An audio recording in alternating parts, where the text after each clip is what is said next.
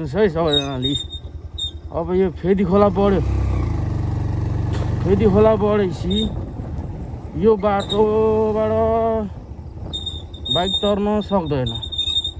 यहाँ काटे पुलबाट बाइक भयो नि हिँड्थ्यो, त्यो पनि साफ गरिदिएन। ल यत्रो दिन अब 1 महिना भइसक्यो क्या हो लगभग यो बाटो साफ गरिदिएन। अब बाइकै जाँदैन। अब काममा जानु पर्ने, ड्युटी जानु पर्ने रहेछ। यस्तो हरिबिजो छ यार।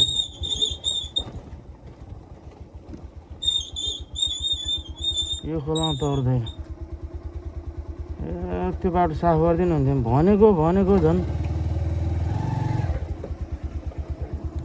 हाम्रो यहाँ स्थानीय त्यो हाइड्रोको अफिस छ, त्यहाँ एउटा कर्मचारी दाइलाई बाटो चाहिँ साफ गरिदिनु पर्छ है दाइ भनेको। ल सुन्दैन। अब त्यो अब माथिको बाटो जाऊँ है त। माथिको बाटो कस्तो छ, माथिको बाटो सम्भव छ कि छैन।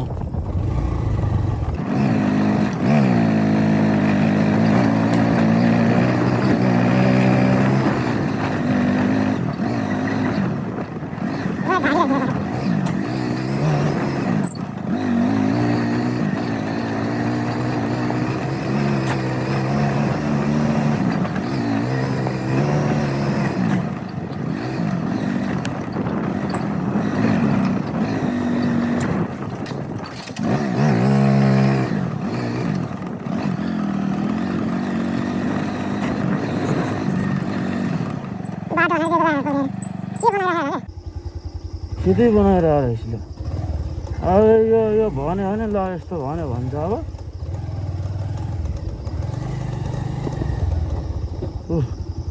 आली निकालिसकेको रहेछ।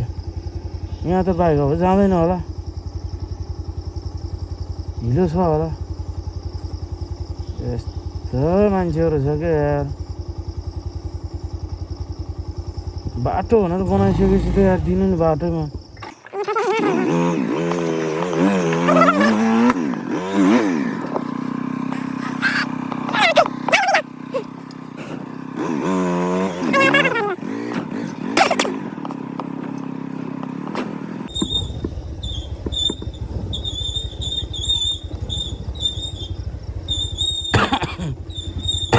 यो पुलको बाटो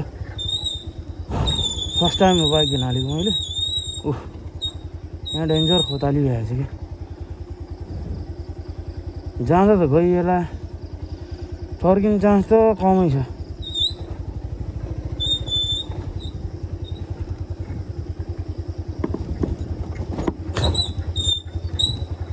यत्रो ठाडो यो टर्निङ घुम्दैन उताबाट फर्कदा।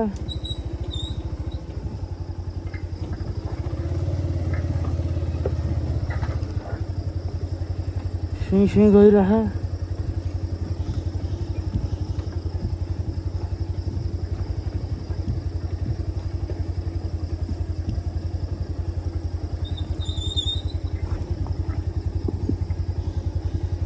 यतापट्टि ढुङ्गाको पर्खल लगाएको यो मसला ससला पनि केही पनि नहालेको रहेछ। त्यतिको अडेख म चाहिँ। यसपालि पानीले फाल्छ होला सायद। यो पुल चाहिँ रिसिङपाटन सेन्टरी लदा नामडाँडा जोडिने पुल हो। यो बनेको धेरै भएको छैन, लगभग 1-2 महिना भयो होला। 2 महिना 3 महिना भयो होला सायद।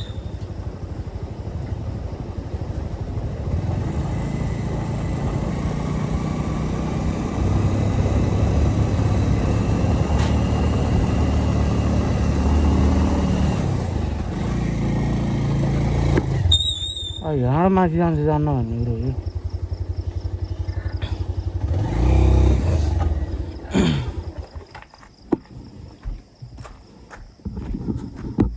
यहाँ त्यस्तो ठाडै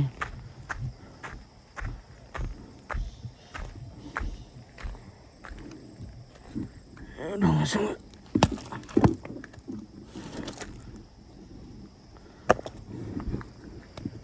ठाडो त ठाडै हो कि रे।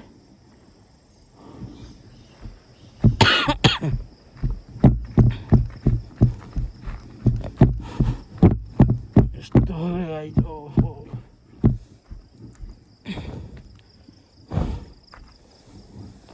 रुकुम रोल बाँधेर जस्तो भयो।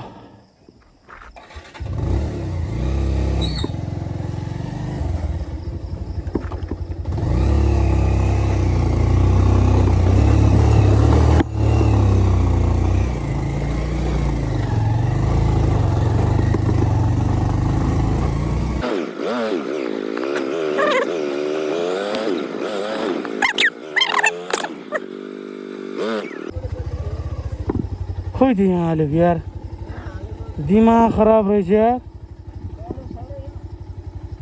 नरहेछ हो, त काङ्स दाइको आँगनतिरबाट छिराउनु पर्ला।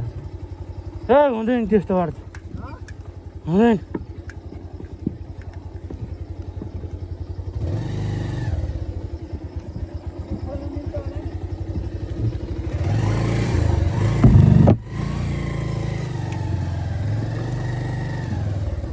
खोल्नु त, समस्या रहेछ। कता हिँड्नु भाइ? ए ल, धन्यवाद।